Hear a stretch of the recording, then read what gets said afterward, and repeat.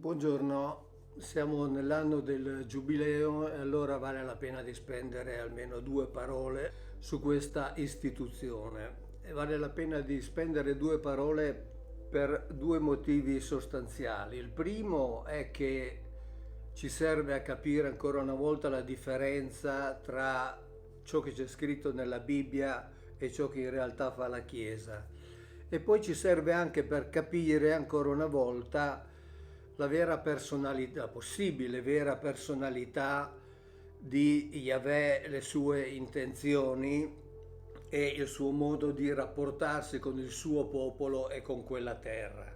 Diciamo che il giubileo cristiano, quello che stiamo vivendo noi adesso, è nato ufficialmente nel 1300, nel febbraio del 1300, ed è stato istituito da Papa Bonifacio VIII, un papa insomma molto controverso, lo sappiamo, al punto che Dante lo ha messo addirittura nell'inferno.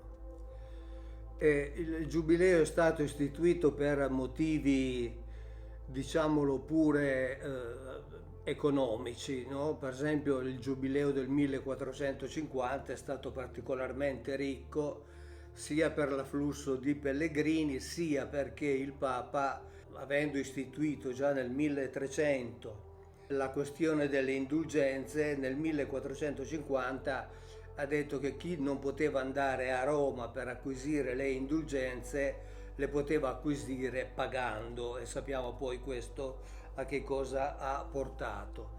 E difatti, anche seguendo i telegiornali adesso, direi che l'aspetto sul quale si mette soprattutto l'accento è l'afflusso di pellegrini, no? Ogni volta che si parla di giubileo si dice ma sono attesi 35 milioni di pellegrini, e quindi ci immaginiamo sia la Chiesa romana sia ovviamente tutte le istituzioni si stiano un po' fregando le mani, proprio perché in attesa di 35 milioni di pellegrini significa in attesa di un afflusso di denaro notevolissimo.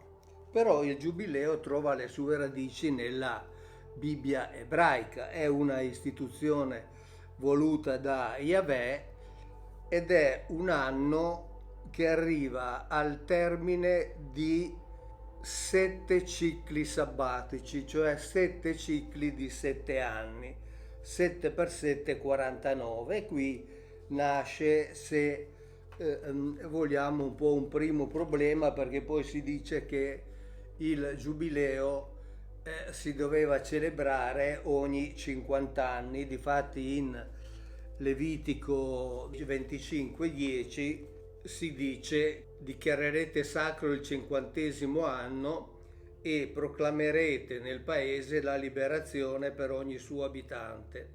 Sarà per voi un giubileo, ognuno di voi tornerà nei suoi possessi, ognuno di voi tornerà nella sua famiglia. Però il giubileo riguardava soprattutto le proprietà terriere, perché erano queste che dovevano tornare nel famoso 50° anno, o forse 49° anno, tornare nella proprietà del suo precedente possessore, anche quelle che erano state vendute, quelle che erano state alienate o quelle che erano state cedute in cambio di debiti che il debitore non era stato in grado di ripagare. Diciamo che su questo si discute da secoli e ancora non si è raggiunta una conclusione condivisa tra biblisti, rabbini, eccetera, e quindi noi non entriamo nel merito della complessità di questa situazione, non ci interessa, cioè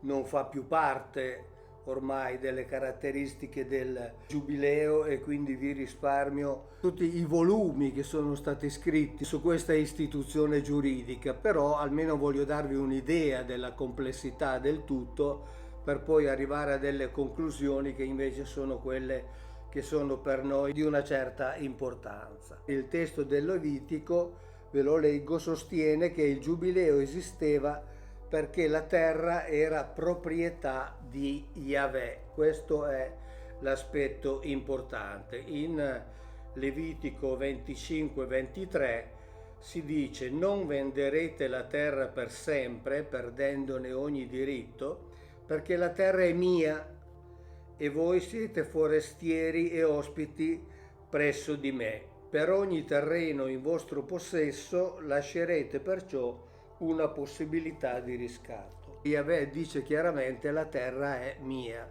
e quando dice la terra è mia intende quel fazzoletto di terra, quel francobollo di terra, non la terra nel suo complesso. Quindi questo ancora una volta ci dice che lui si occupava della terra di Canaan e del popolo di Israele. Nel Midrash c'è scritto in sostanza che il giubileo era stato creato per conservare la suddivisione originale della terra di Israele, e che il giubileo poi doveva partire una volta che Israele avesse preso possesso della terra di Canaan. E doveva partire però, visto che c'erano gli anni sabbatici, cioè ogni 7 anni tutti dovevano tornare in possesso della terra che avevano ceduto, doveva partire 14 anni dopo, perché altrimenti succedeva che Israele al 7° anno avrebbe dovuto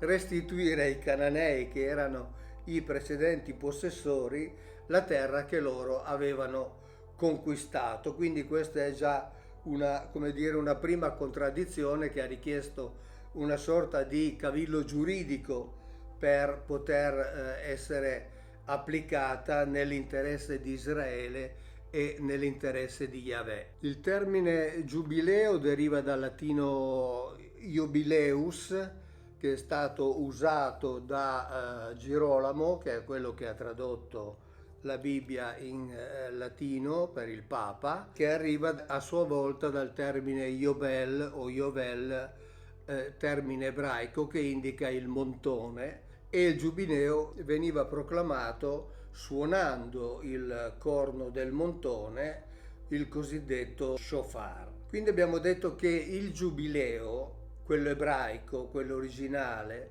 quello voluto da Yahweh, trattava di terra, trattava di diritti terrieri, trattava soprattutto di proprietà e trattava anche della liberazione degli schiavi, e comportava, come ho detto prima, notevoli complessità anche giuridiche, al punto che hanno dovuto trovare anche degli escamotage, come per esempio quello del maestro Hillel, che ha fatto in modo di bypassare questa regolamentazione dei 7 anni o del 49esimo o 50esimo anno, perché anche su questo si discute, istituendo la possibilità di scrivere una clausola sui contratti di vendita, clausola nella quale il debitore dichiara di rinunciare al suo diritto di ritornare in possesso della terra, anche perché questo ovviamente avrebbe fermato ogni possibilità di transazione e ogni possibilità di cambio di proprietà. Questo escamotage giuridico, diciamo pure inventato dal maestro Hillel, è il cosiddetto prosbol. Ho detto prima che il giubileo era una istituzione giuridica abbastanza complessa. Per esempio, il professor Robert North scrive che ogni debito era considerato essenzialmente come una forma mediante la quale l'insolvente trasferiva la proprietà della sua terra perché venisse lavorata da un creditore fino a che l'importo del suo debito restasse cancellato. E se il debitore non aveva alcuna proprietà o questa non era sufficiente, allora egli personalmente e tutta la sua famiglia si convertivano in schiavi per i debiti. Bisogna dire che poi scrive anche: non vi sono testimonianze che provino la realizzazione concreta di questa legislazione. Cioè, in realtà non sarebbe mai stata applicata neppure in quei tempi. Per quanto riguarda gli schiavi, però, c'è una precisazione da fare che troviamo in Levitico 25:39. Dice Yahweh: Se il tuo fratello si trova in difficoltà nei tuoi riguardi e si vende a te, non gli farai fare un lavoro da schiavo e vivrà presso di te come un bracciante o un ospite. Fino all'anno del giubileo lavorerà con te, poi ti lascerà insieme con i suoi figli, tornerà alla sua famiglia e riprenderà quanto possedevano i suoi padri, perché essi sono miei servi che io ho fatto uscire dalla terra d'Egitto. Cioè, in realtà, gli ebrei non potevano essere resi veramente schiavi da altri ebrei perché erano di proprietà di Yahweh. E uno schiavo, dice anche la legge in altre parti, non poteva essere schiavo di due padroni. Quindi in realtà veniva usato come bracciante in modo che il creditore potesse ricavare dal suo lavoro tutto o parte di quanto gli aveva prestato. Per quanto riguarda la schiavitù vera, lo schiavo e la schiava di tua proprietà li potrete prendere dai popoli che abitano intorno a voi. Da loro potrete acquistare schiavi e schiave. Quindi qui ancora una volta abbiamo una netta differenza di trattamento tra il popolo di Israele, che era il popolo di sacerdoti di cui abbiamo già parlato, di Yahweh, e diciamo così il resto del mondo circostante. Dice: potrete comprare anche tra i figli degli stranieri che abitano presso di voi, tra le loro famiglie che si trovano presso di voi e tra i loro figli nati nella vostra terra, e saranno di vostra proprietà. Li lascerete in eredità ai vostri figli dopo di voi come loro proprietà. Di essi vi potrete servire come schiavi, ma non dominerete con durezza sui vostri fratelli figli di Israele. Quindi c'era veramente una differenza sostanziale tra la schiavitù a cui potevano essere sottoposti gli stranieri, cosiddetti Goim, e invece i figli di Israele, che diventavano in sostanza semplicemente dei servitori per un periodo predefinito.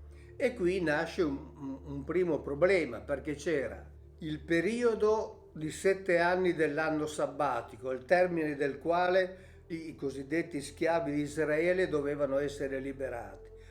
E poi c'è l'istituzione del giubileo, cioè di questo cinquantennio, al termine del quale gli schiavi dovevano essere liberati.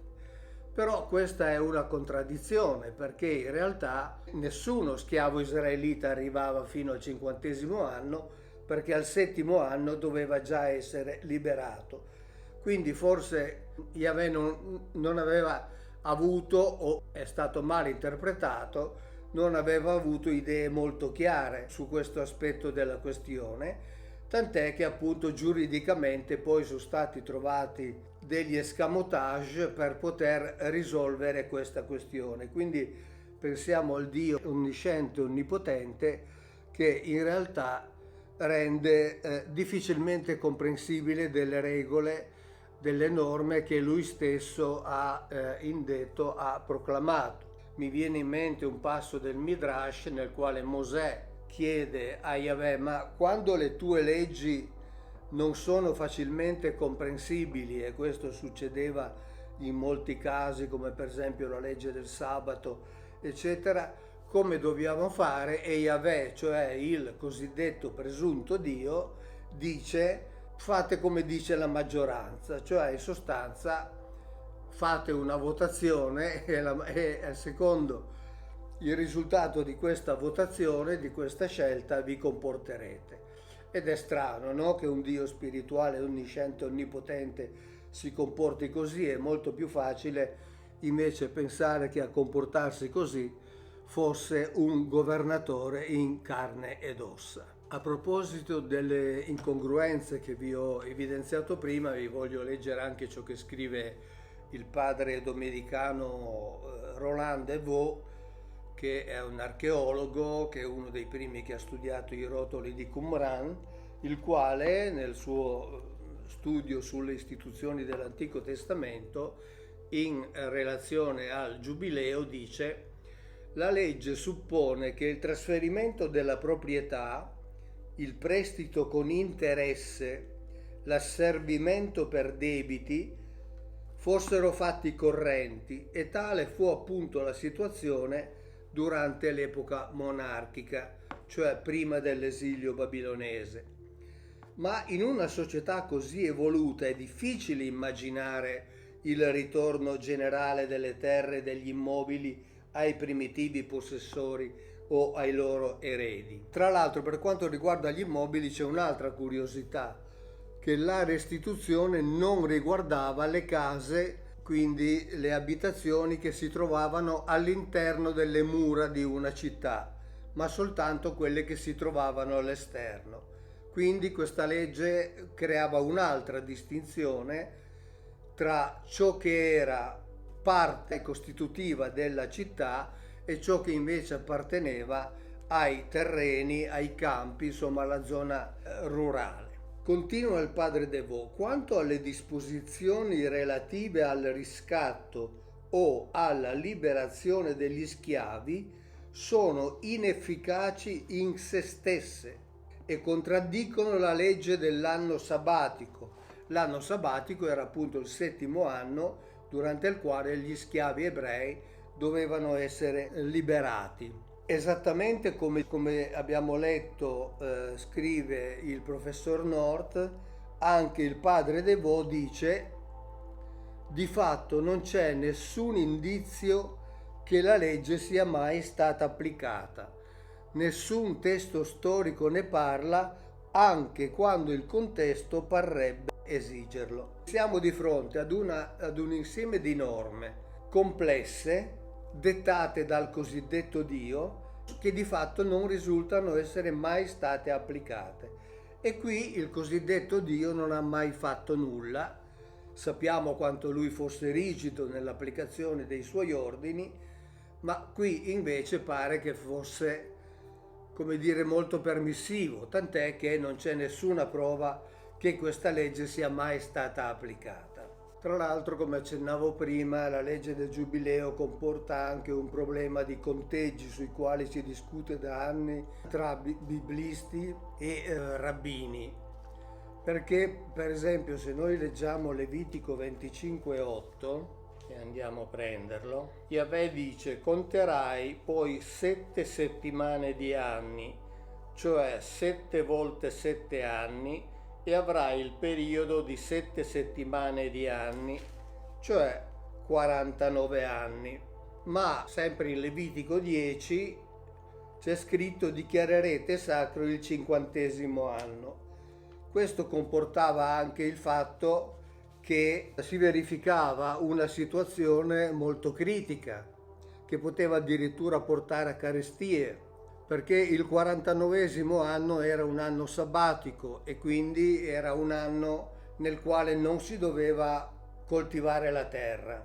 Ma se si proclamava santo il 50° anno, cioè anche l'anno dopo, succedeva che per 2 anni la terra rimaneva incolta, e quindi questo ovviamente potete capire che di anno in anno, se non si coltivava la terra, non c'era di che mangiare. E allora anche per questo si è trovato, come dire, un escamotage giuridico, o comunque Yahweh ha fatto una promessa che adesso andiamo a leggere. Siamo in Levitico 25:20 e Yahweh dice: se direte: che cosa mangeremo nel 7° anno se non abbiamo seminato né raccolto le nostre messi? Io manderò su di voi la mia benedizione nell'anno 6° e vi darà un raccolto per 3 anni. Nell'8° anno seminerete, mangerete del vecchio raccolto fino al 9° anno, mangerete il raccolto vecchio fino a che non venga il raccolto nuovo di questo anno. Poi c'è un altro problema di ordine storico, di ordine di datazione della cronologia storica. Per esempio lo studioso Steinemann scrive nel suo studio Da Abramo a Paolo, scrive che i cicli giubilari e sabbatici, cioè i cicli di 50 anni e i cicli di 7 anni, erano conosciuti per tutto il periodo in cui Israele si trovava nella sua terra, e dice che se si fa una certa attribuzione di datazione di Ezechiele, che sappiamo era attivo al tempo dell'esilio babilonese, in sostanza risulterebbe che i testi che registravano gli anni sabbatici, cioè i 7 anni, e gli anni giubilari, cioè i 50 anni, esistevano già nel 1400 a.C., cioè in una data addirittura antecedente a quella ipotizzata da molti studiosi dell'uscita degli ebrei dall'Egitto. Quindi questa legge è veramente molto controversa, ha necessità di essere studiata e di essere capita, e in effetti nei secoli sia i rabbini, i maestri, sia i biblisti stanno cercando di capire che cosa volesse dire veramente Yahweh. Quindi con questa questione della restituzione della terra dopo i 7 anni, cioè nell'anno sabbatico, o dopo i 49 o 50 anni, di fatto si realizzava una situazione nella quale la terra non poteva essere venduta in assoluto, ma veniva affittata per un periodo massimo di 50 anni, e questo perché la terra era proprietà di Yahweh. In Levitico 25:14 c'è scritto: se venderai qualcosa al tuo prossimo o se comprerai qualcosa da lui, non danneggiatevi l'un l'altro. Comprerai dal tuo prossimo stabilendo il prezzo in base al numero degli anni trascorsi dall'ultimo giubileo. A sua volta egli venderà a te stabilendo il prezzo in base agli anni di rendita. Più sarà grande il numero degli anni da trascorrere prima del giubileo e più aumenterà il prezzo. Più piccolo sarà il numero degli anni e più ridurrai il prezzo, perché egli ti vende la somma dei suoi raccolti. Nessuno perciò defraudi il suo prossimo. Temete Yahweh, perché io sono il vostro Elohim. Quindi si teneva conto in realtà di un affitto in base al numero dei raccolti di cui il creditore avrebbe potuto usufruire fino all'arrivo del cosiddetto anno 49esimo o 50esimo che fosse, perché su questo si è sempre discusso e si continua a discutere.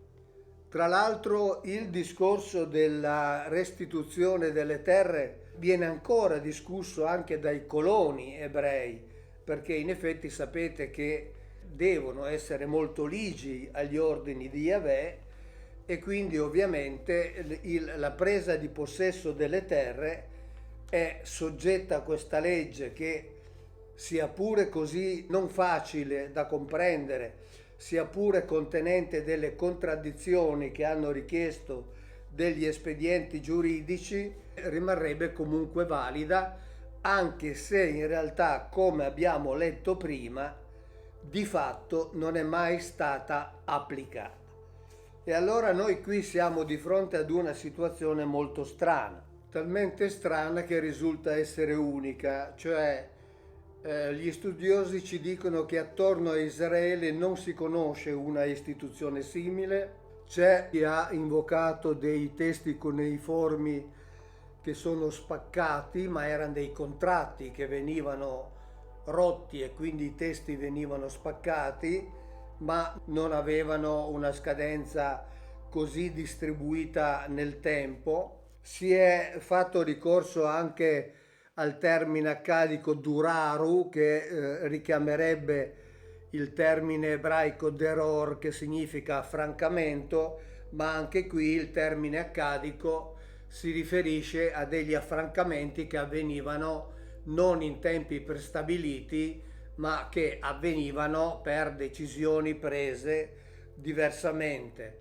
E quindi è una legge veramente unica, e la situazione è strana perché di fatto abbiamo allora un Dio che istituisce delle norme. Le norme contengono contraddizioni, alcune sono apparentemente insormontabili, tant'è che hanno richiesto degli escamotage giuridici naturalmente per aggirarle, e sappiamo anche dai testi di Corries che le divinità accettavano, come dire, di essere anche superate dall'uomo se l'uomo era in grado di applicare le leggi trovando degli escamotage giuridici che fossero accettabili, e quindi, come diremmo noi facilmente, fatta la legge trovato l'inganno. Ma non era un inganno, era un ragionamento che veniva fatto per superare certe difficoltà. In ogni caso pare che questa legge non sia mai stata applicata e Dio non è mai intervenuto. Poi è successo che questa legge è stata ripresa dal cristianesimo nel 1300 d.C. ed è stata completamente stravolta, cioè quello che riguardava la proprietà terriera e la proprietà dei cosiddetti schiavi o servi israeliti è stata trasformata in tutt'altro, tant'è che ogni pontefice istituisce un suo giubileo, gli dà il nome e il significato che lui in quel momento stabilisce essere quello necessario per i suoi fini. E allora noi ci chiediamo, ma all'origine di tutto questo ci può mai essere un Dio spirituale, onnisciente, che istituisce delle norme così difficili da interpretare? Oppure è più facile pensare che fosse un governatore, e lui si proclama appunto proprietario della terra e proprietario degli israeliti che erano i suoi servi, e che ha cercato di stabilire delle leggi e delle norme che potessero essere utili per ridare un certo ordine sociale ed impedire che si realizzasse una eccessiva diseguaglianza sociale all'interno del popolo di Israele? Beh, la risposta a me pare abbastanza semplice. È molto più facile che una legge talmente contraddittoria e talmente difficile anche da interpretare, da richiedere degli escamotage giuridici e da richiedere secoli di discussioni che ancora continuano, sia stata, per così dire, elaborata e inventata da un essere in carne ed ossa, come diciamo sempre essere stato Yahweh. Ciao, grazie e alla prossima.